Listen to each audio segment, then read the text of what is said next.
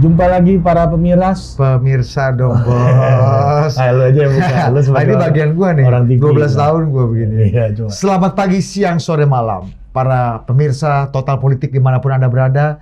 Kali ini bersama saya Budi Adiputro dan rekan saya Ari Putra. Kita akan membacakan berita-berita terpenting di minggu ini menurut kita. Berfaedah belum tentu. Belum tentu, tapi penting. Tapi kayak gua rasa apa yang kita anggap penting mungkin publik juga anggap penting. Iya, mungkin anggap aja gitu, pede aja lah dulu ya. Iya, udah. Oke, berita pertama. Beberapa hari ini ramai diberitakan dan dibicarakan bahwa perusahaan-perusahaan penyelenggara sistem elektronik terancam ditutup aksesnya oleh Kominfo. Ya. Karena mereka itu menurut peraturan pemerintah nomor 71 tahun 2019 tentang penyelenggara sistem dan transaksi elektronik dan juga peraturan Menteri Kominfo tentang penyelenggara sistem elektronik lingkup privat, semua perusahaan PSE seperti Google, Facebook, Instagram, Netflix, Twitter, WhatsApp, dan lain-lain termasuk pengelola aplikasi Peduli Lindungi harus mendaftarkan operasional Peduli bisnisnya. Lindungi juga belum daftar. Belum ternyata, harus mendaftarkan bisnisnya ke Kominfo. Itu bisnis Peduli Lindungi. Ya enggak, itu kan urusannya data, Bos. Oh, nah, pemerintah menganggap bahwa ini adalah untuk melindungi data para pengguna. Kan data kita nih ada semua di digital nih. Ya, dia harus, ya anak sekolah aja daftar ulang ya. Iya, makanya. Dan ini akhirnya terancam ini. WhatsApp, Google, itu ditutup. Ya, Kebayang nggak lu? WhatsApp ditutup. Gua sih saran ke Kominfo jangan ditutup lah WhatsApp ini. Minimal centang biru atau centang satu aja gitu. Jadi kita nggak perlu tahu kita baca apa enggak, kita deliver apa enggak gitu. Micet aja yang diblokir. Jadi memang gitu lucu kita ya. Memang konsepnya bukan lucu, tapi lucu, kita ya? menjelaskan berita dari perspektif aja yang lain gitu. Ya. Jadi menurut lu ini langkah yang diambil pemerintah ini sudah tepat? Ya karena pemerintah kan visinya melindungi data masyarakat. Karena sekarang ini data dimiliki oleh OTT atau platform-platform di luar pemerintah. Jadi kalau daftar berarti terlindungi. Nah, tapi masalahnya seberapa bahaya data kita itu dipunyai juga oleh pemerintah? Atau seberapa tidak berbahaya? Atau seberapa menguntungkan? Lebih beruntung mana? Data kita dimiliki oleh OTT, platform digital atau pemerintah? Nah, menurut lu gimana? Iya, ya nggak tahu lah. Ini juga yang milih berita juga tentu kita tidak kuasai kan? Ini memang jebakan buat kita biar kita nggak ngomong banyak aja. Iya, tapi apapun itulah ya, gue rasa sih nggak akan mungkin ditutup, Rik. Enggak. Karena pasti ini udah terlalu besar, udah terlalu Berarti masif. lu maksudnya Pak Joni cuma ngancem-ngancem gertak sambal. Ya karena sistem pengaduannya Kominfo aja pakai WhatsApp, Bos.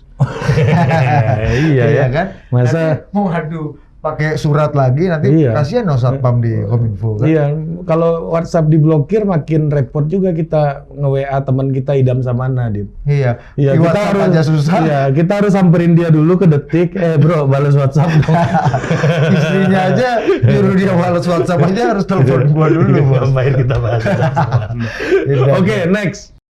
Halo teman-teman, saatnya kuis. Jadi pertanyaan pertama, siapa Menkominfo Indonesia? A. Joni Plate, B. Luhut Panjaitan, dan C. Rudiantara. Jawab di komen ya. Berita kedua, Ri, ini reaksi netizen soal protes Ciko ke Presiden Jokowi. Ya. Netizen membanjiri halaman sosial media Pak Jokowi karena Pak Jokowi mengucapkan selamat nih kepada Anthony Ginting ya, Singapore Open ya, atas trofinya. Tapi sebenarnya Pak Jokowi bilangnya itu selamat kepada Anthony Ginting dan kawan-kawan. Nah gitu loh, jadi gini, selamat kepada Anthony Ginting dan seluruh wakil Indonesia yang telah berjuang di turnamen Singapore Open. Jadi memang Ciko itu menang Malaysia Open, tapi nggak diucapin. Ciko menang Malaysia Open, ya kan? Malaysia Masters, ya. Ya pokoknya pertandingannya ada di Malaysia ya. Di Malaysia, ya. Nah ini jadi persoalan juga, karena sepertinya ya semua anak bangsa ini kan punya prestasi, ya kan? Yang punya prestasi itu harusnya dihargai oleh negara, ya kan? Ini salah ini Pak Jokowi. Kalau gua sih menurut gua, buat Bang Ciko nggak apa-apa, nggak diucapin selamat sama Pak Jokowi. Ya, tapi kita aja bonusnya, tapi bonusnya sampai. Ya udah, tapi untuk mewakili Pak Jokowi, kami mengucapkan selamat kepada Bang Ciko atas kemenangannya di Malaysia Master. Atas nama Jokowi dan atas nama bangsa Indonesia, kami bangga kepada Anda. Iya, selamat supaya tidak hanya Malaysia Master ya kan, tapi juga master yang lain, Iya, termasuk Master Chef ya. Itu apa? Kelihatan lu nggak punya konsep. Memang Anda punya. Enggak.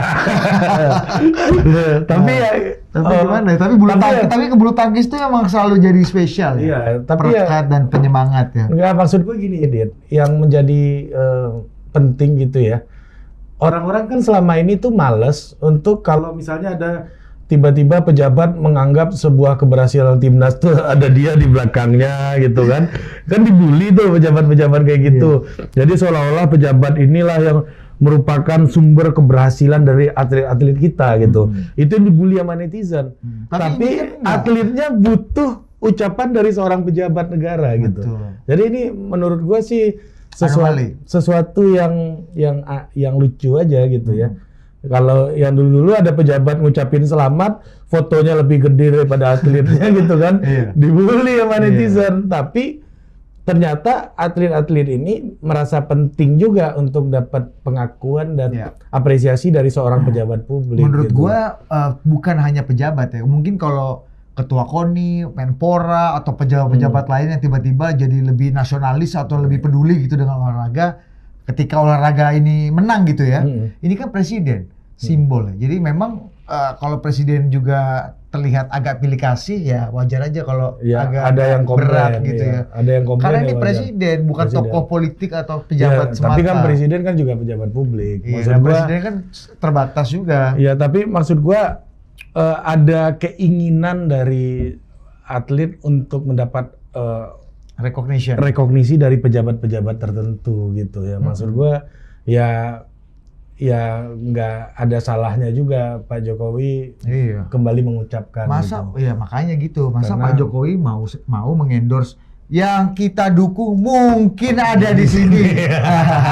Ya kan? Iya, betul. Atau dibawa ke IKN gitu ya. Masa yang ini sesimpel mengucapkan aja. Iya, mungkin Pak Jokowi lupa aja. Nah, gitu tapi seluruh tim kan. Ini kan sebenarnya sebuah pujian untuk Pak Jokowi. Iya. Atlet merasa butuh diberikan ucapan selamat oleh Pak Jokowi. Yang selama ini pejabat-pejabat, apa sih lu jangan bawa-bawa ke politik lah tiba-tiba. Malah kita fotonya lebih gede ya kan. Atletnya kecil aja di sini. Apalagi ada nuansa merah, kuning, hijau, warna-warna gitu kan. partai kan, tumbuh-tumbuhan, unggas-unggasan kan fotonya kan. Matahari-mataharian. Oke, next. Pertanyaan kedua di kuis Total Politik, siapa Menpora Indonesia? A. Adi Aksa Daud, B. Wikana, C. Zainuddin Amali. Mendagri pastikan 3 provinsi baru di Papua ikut pemilu 2024. Nah, nih, Menteri Dalam Negeri memastikan 3 provinsi baru hasil pemekaran Papua, yakni Papua Selatan, Papua Tengah, dan Papua Pegunungan, akan mengikuti kontestasi politik di pemilu mendatang. Pemerintah masih menunggu aturan baru sebab undang-undang menyatakan jumlah provinsi kita masih 34 provinsi.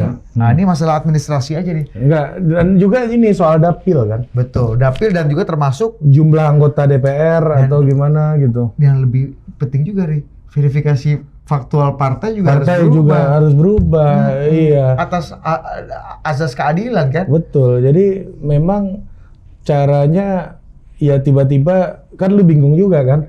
Partai baru udah selesai nih. Alhamdulillah selesai nih verifikasi kita. Bikin provinsinya nambah. Ya, bikin kantor lagi di jalan utama nih kan. Iya kan kita tahu bahwa proses pengurusan partai itu sangat rumit ya. Betul. Di Indonesia. Misalnya contohnya kantor pengurus tingkat 2 itu harus ada di jalan utama, jalan protokol utama di kota atau kabupaten gitu misalnya. Dan itu harus disewa 5 tahun. Ada bukti penyewaan 5 tahun. Nah, ini di jalan utama ya. Jalan utama. Nah, ini jadi rumit nih. Kita ada provinsi baru, kita nggak tahu tuh jalan utamanya yang mana, ibu kota provinsinya yang mana, gitu kan jalan utama itu kan mengikuti kantor bupati, alun-alun ya, titik nol ya, kantor bupati atau kantor gubernur ya kan, itu kan titik nol alun-alunnya. Nah ini bisa-bisa kalau ada kantor gubernur baru, alun-alunnya berubah dong. Iya makanya. Apakah dekat Mapolda, dekat markas Kodam, atau di dekat kantor gubernur, atau dekat rumah seseorang gitu ya, dia mikirnya kok ada ini kok rumah gua jadi jalan protokol sekarang. Tapi gitu. artinya ini Ri, kalau menurut gue ya Ri, oh ya udah atas dasar asas keadilan pilihannya kan dua. Ini ada diskresi, artinya dengan sesuai dengan verifikasi yang sudah lama, atau ada verifikasi baru menyesuaikan pemekaran baru dengan azas keadilan. Semua harus rata dong. Iya. Harus nambah dong. Berarti kantor-kantornya harus nambah dong. Apa namanya prosedur-prosedurnya. Ini butuh waktu. Ri. Butuh waktu. Butuh waktu lama, butuh tenaga, butuh biaya. Iya. Jadi harus Iya kan? butuh waktu kan? Iya, butuh waktu lama, butuh biaya, dan itu di Jakarta aja ngubah nama jalan aja pusing deh. Betul. KTP langsung ganti Iya, kan? oh yang lucu Ri, orang-orang kan ke kelurahan nih, Iya. Pak, kita mau ubah KTP nih segala macam nih, ganti jalan kan, kakak segala macam. Terus kata lurahnya, lah kita aja harus rubah nih kakak kita. Alamat kelurahan aja harus. Harapan kelurahan aja kan. Tunggu dulu, kita dulu ganti nih alamat kelurahan.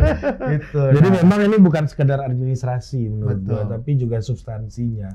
Jadi memang ada yang tadinya itu daerah terpencil malah jadi jalan utama kan. Iya. Tiba-tiba kok di rumah gua ada pasar gitu kan. Kok ada markas Polda. Iya kan, keluar ada koramil sekarang kan. Ada kodim. Iya. kan? Iya benar. Dan itu Iya kan? membutuhkan waktu. Waktu dan Artinya ini kan 2 tahun lagi pemilu nih. Iya. Apakah butuh ya apakah pengunduran waktu supaya mereka lebih terbiasa? ada pikir sendiri. Iya, biar lebih terbiasa, biar lebih beradaptasi, kita emang butuh Waktu. lebih banyak waktu. Iya, karena kita berpacu dengan waktu. Iya, Lu Harta. coba jangankan nama tempat ini ya, tiba-tiba cowok lu atau cewek lu ganti KTP aja, pasti lu bingung kan? Iya. Lu kemarin nama lu Alex. Kemarin sekarang Sudrajat. Sudrajat. Iya kan, pasti bingung kan lo. Iya benar. Iya kan? Jadi lu ya Alex apa Sudrajat sih? betul. Jadi pasti ikut pemilu ya pasti Pasti, kan. iya. Pesertanya ikut pemilu. Ya, tapi apakah sama dengan seperti provinsi-provinsi yang sudah established atau tidak? Inilah Nah, keputusan politiknya di sini diskresinya. Oh, kok bisa sama gitu? Berarti kalau gitu kita kuis deh. Iya, Kalau ayo sama gini. kita panggil lagi yuk, Sita. Pertanyaan ketiga dari kuis Total Politik, siapa Menhan pertama Indonesia? A. Supriyadi, B. Amir Syarifuddin, C. Yuwono Sudarsono. Buat teman-teman, jawab ya di kolom komentar. Jawabannya siapa yang benar, nanti dapat hadiah nih dari Total Politik. Oke, tadi sudah kuis ya, nggak susah kuisnya, cuma Gitu-gitu butuh doang, riset ada aja. butuh Google aja lo tuh. Iya. Kecuali kalau jadi diblokir Google-nya sama Kominfo, nggak bisa jawab. Makanya kuis, Google Anda. tolonglah, kalau nggak ada Google rame di perpustakaan. Oh tapi jangan-jangan Mending Anda mengalah aja lah sama Pak Joni nih. Daftar aja udah cepat. jangan-jangan Kominfo ini bekerja sama dengan perpustakaan-perpustakaan yang sudah mulai ditinggal sama. Udah, jangan kemana-mana bacain berita lagi. Survei Indopol, kepuasan ke Jokowi turun, didominasi oleh warga Jakarta. Nah, hasil survei Indopol mengungkap penurunan approval rating atau tingkat kepuasan publik pada kinerja presiden. Tingkat kepuasan publik pada kinerja Jokowi turun sebanyak 6,51% dari semula 72,93% pada Januari menjadi 66,42%. Gitu. Itu survei Indopol ya. Ya. Apa maknanya tuh dari omongan lu barusan? Ya artinya tingkat kepuasannya sudah mulai turun. Tapi kan ada dibagi breakdown lagi nih. Tapi harga mulai naik. Emang naik gitu ya? Oh, gue gak kerasa ya. Iya, Anda kan kelas menengah privilege. Iya, gua. Tapi nah, ya, salah satu penyumbang terbesarnya tingkat ketidakpuasan ini atau tingkat menurunnya kepuasan publik ini dari warga Jakarta. Nah, memang selalu gitu kan. Sebagai oposisi utama kan warga Jakarta harus berseberangan dengan Pak Jokowi kan. Enggak juga. PSI sama-sama sama Pak Jokowi. PDI Perjuangan sama-sama sama Om P. Emang lu kira Om P berseberangan sama Pak Jokowi? Orang abdi dalam OCOC. Iya, Om P temannya Pak Jokowi gitu. Oke, Enggak ini gitu juga. dilihat dari sebaran warga DKI lewat hasil survei tersebut mendominasi ketidakpuasan publik pada kinerja Jokowi, angkanya mencapai 48%. Disusul warga Jawa Barat 41,43% dan Sumatera 37,69%. Jadi ketidakpuasan itu dari 3. DKI Jakarta, Jawa Barat, dan Sumatera. Nah, ini kan agak mirip dengan analisanya Zulfan Lindan kemarin Iya. Kalau Anies maju, maka provinsi yang pasti bisa dimenangkan sapu bersih adalah Sumatera bisa sapu bersih, Jakarta dan Jawa Barat. Apakah survei ini konspirasi sama Zulfan Lindan? Enggak, tapi itu menjelaskan bahwa kalau kita lihat di Sumatera memang ini daerah-daerah yang Pak Jokowi di pemilu yang lalu juga kalah atau kalaupun menang itu menang-menang tipis. Kayak Jakarta kan menang-menang tipis aja. Sumatera banyak Lampung. Sumatera banyak kalahnya kecuali Lampung. Ya kan? Jawa Barat kalah Pak Jokowi. Sumatera Utara menang dong. Menang, ya Lampung. Agak tebal tuh. Iya. Ya, tapi Sumatera overall Pak Jokowi kalah, gitu kan. Sapu bersih lah bahasanya. Ya, Jakarta itu Pak Jokowi menang tapi tipis. Jawa Barat kalah. Itu menurut gua adalah cermin dari hasil pemilu sebelumnya. Ya, yang mana memperlihatkan bahwa orang yang tidak memilih Pak Jokowi memang kepuasannya ketidakpuasannya akan tinggi akan kan? tinggi gitu. Nah, orang yang memilih cenderung mungkin lebih nerima bahwa pilihannya ya memang Pak Jokowi, mereka percaya, ini kan soal persepsi ya.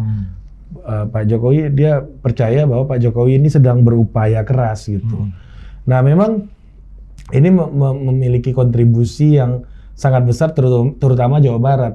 Karena Jawa Barat itu populasi paling besar kan.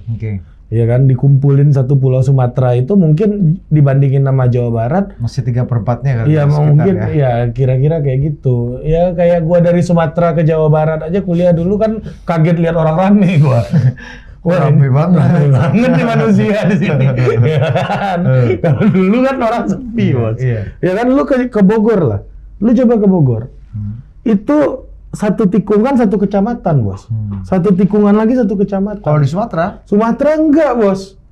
Lu jalan lurus 2 kilo tuh baru ketemu 14 tikungan baru itu lewat satu kecamatan. Kagak, Bos. Lu lurus terus baru 3 rumah. Oh. Kalau di sini udah 2 tikungan 3 kecamatan gitu. Artinya wajar lah, semakin banyak orang, semakin padat populasi, maka tingkat kekritisan kepada kebijakan pemerintah juga tinggi. Tapi apakah tingkat kepuasan kepada pemerintah itu semakin turun? Di mana kontribusi gubernur? Di mana kontribusi kepala daerah? Kenapa semua disalahkan kepada Pak Jokowi? Iya, kan memang kita udah kebiasaan kan dari dulu. Semua salah Jokowi. Iya kan? Oke. Ya kan udah kebiasaan dari dulu kan. Kalau Jakarta ya lu lihat aja dari judul-judul berita misalnya kan. Ya Jakarta juga kalau orang yang lagi menjadi pusat atensi semua salah dia dan semua hebatnya dia kalau menurut pendukungnya. Lu lihat di Jakarta berita misalnya. Anak buah Anies Baswedan mengatakan gitu kan. Titik 2 anak buah Anies Baswedan titik 2. Kenapa lu nggak bilang kepala dinas pertamanan aja gitu? Atau misalnya lu mau menjelaskan soundbite-nya Geis Khalifa. Pendukung Anies titik 2. Kenapa nggak lu bilang dia Geis Khalifa atau komisaris Ancol gitu. Tapi anak buah Anies titik 2 gitu kan. Sama kayak di tapi memang kalau di pusat juga gitu. Apa? Menko Luhut titik 2. Terus biar lebih soundbite temannya Menko Luhut. Anak buah Luhut. Iya, anak buah Luhut nggak ada, Bos. Ada dong. Siapa? Deputi-deputinya kan anak buah Luhut. Maksud gua yang di level kementerian gitu. Iya, itu kan setara koordinatif. Meskipun pada faktanya koordinatif gitu. Iya, benar ya. Tapi dulu Pak Jokowi itu pernah komplain ke kita wartawan-wartawan dulu waktu masih jadi gubernur. Kan semua Pak Jokowi ini gubernur pertama yang bisa dan mau menjawab semua pertanyaan, Bu. Banjir, kemacetan, jalan rusak, semua ditanya meskipun belum tentu ada jawabannya. Atau jawab maju pilpres, copres. Sampai dia udah kesel kadang-kadang gini, nanti kamu lama-lama nanya, tikus mati tanya gubernur, kambing melahirkan kamu tanya gubernur. Dulu juga ada pertanyaan aneh tuh, Jokowi pakai jas siapa Pak? Gue punya cerita banget ya. Gue punya cerita. Gue punya cerita satu nih. Ini waktu setelah kalah pilkada, baru kalah pilkada nih. Kan gubernur kan dilantik beberapa bulan kemudian. Pak Foke nih. Foke baru kalah. Kita teman-teman tugas nih hari pertama setelah kalah pilkada, Pokoknya tetap masuk dong Pak Fauzi Bowo kan. Gue sama beberapa teman, ada satu gue nggak sebut namanya lah teman gue. Anak jurnalis TV juga, udah siap nih kita di balai kota. Wah, kita pengen tahu hari pertama Fauzi Bowo setelah kalah pilkada. Begitu datang kita tahu Fauzi Bowo kan suka agak temperamen kan orangnya kan. Begitu datang, turun nih. Kita, lu aja nanya, lu aja gitu. Sampai akhirnya temen gue nanya nih, salah satu temen gue. Masih hidup orangnya sekarang. Siapa sebut nama dong? Ada nih. Udah, sudah mau masuk ke ruangan nih, Pak Boke. Pak, karena kita udah speechless dan takut. Mau nanya apa nih hari pertama kalah? Pak, masih kantor di sini, Pak. Saya ini masih gubernur sampai Oktober. Salah gua bingung mau nanya apa. Pak, masih kantor di sini, Pak. Kayak bir stand up-nya Patra. Apa? Afgan lagi kencing, lu lihat nggak Patra? Dia jadi papasan di kamar mandi sama Afgan katanya. Terus karena basa-basi saking awkwardnya, Afgan nanya dia, kencing Pat. Patra lucu banget. Gue mau nonton Patriarki nanti di Bandung. Ya Pat, gue nonton Pak. Kencing Pat. Afgan nanya gitu. Ya udah, kuis lah. Kuis lagi? Masuk? Nggak ada. Oh ya udah. Jadi kepuasan kepada Pak Jokowi ya menurut gua wajar ya. Ya kan sekarang krisis pangan, energi. Iya, Pak Jokowi. Meskipun Dri, jangan lupa kalau sekarang windfall commodity kan lagi top, tapi harganya udah mulai turun. Minyak udah mulai turun lagi. Harga nikel udah mulai turun, batu bara udah mulai minyak turun. Muka aja yang naik nih. Jadi ya kita akan lihat nanti bagaimana. Tapi ya kita sangat berharap bagaimana sisa pemerintahan ini masih berjalan efektif dan Pak Jokowi juga masih dipercaya oleh publik. Dan kuncinya adalah keberhasilan Presiden Jokowi menurut gua itu menyelesaikan persoalan harga-harga. Betul, karena Presiden Jokowi itu dikenal sebagai orang yang sangat concern mengendalikan inflasi. Ya, gitu. Makanya waktu pertanyaan di debat Pilpres 2014 masih ingat nggak? Ya. Pak Prabowo, apa itu TPID? Ya. Oh, apa itu TPID? Nggak tahu saya Pak. Nah, itu tim untuk penyangga inflasi daerah kan. Itu yang Pak Jokowi apal banget. Apa itu stunting? Bapak stunting. Itu yang online itu ya? Itu tolong ditit ya. Sampai jumpa. Ya, jadi ya itu balik lagi. Belum sampai jumpa. Belum, ini terakhir nih gua mau bilang bahwa pengendalian harga ini menjadi penting bagi Pak Jokowi.